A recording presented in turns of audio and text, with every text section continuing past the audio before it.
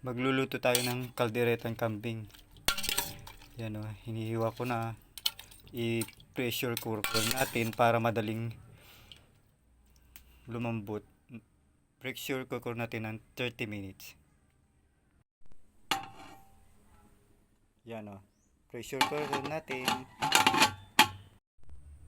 Buksan na natin yung pressure cooker. Lumambot na yung kalderetang kambing. Yan, malambot na siya. Igigisa na natin.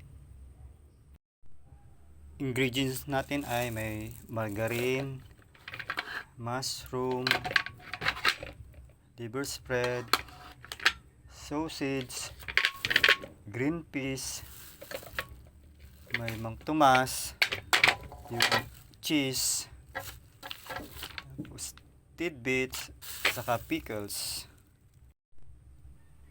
kasama ang peanut butter. Igisa na natin yung karne ng kambing para sa kaldereta. Maglagay tayo ng mayonnaise, ay margarine. Igisa na natin yung bawang saka sibuyas.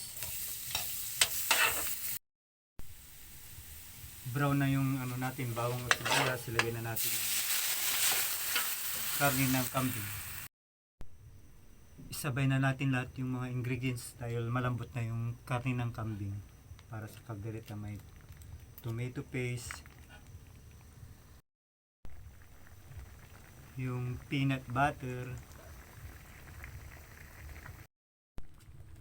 yung liver spread,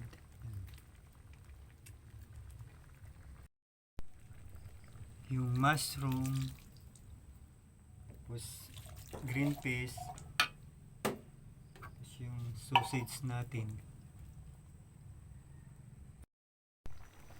Lagyan ko din ng cheese saka Mang Tomas.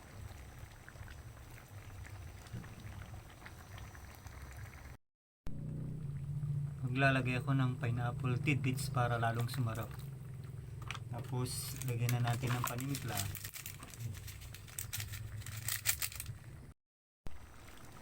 Maglalagay ako ng bell pepper para bumango yung kalderetang kambing. Tikman na natin.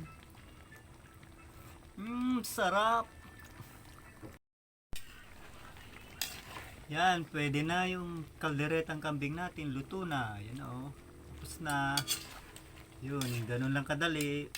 Salamat sa panunood. Thank you.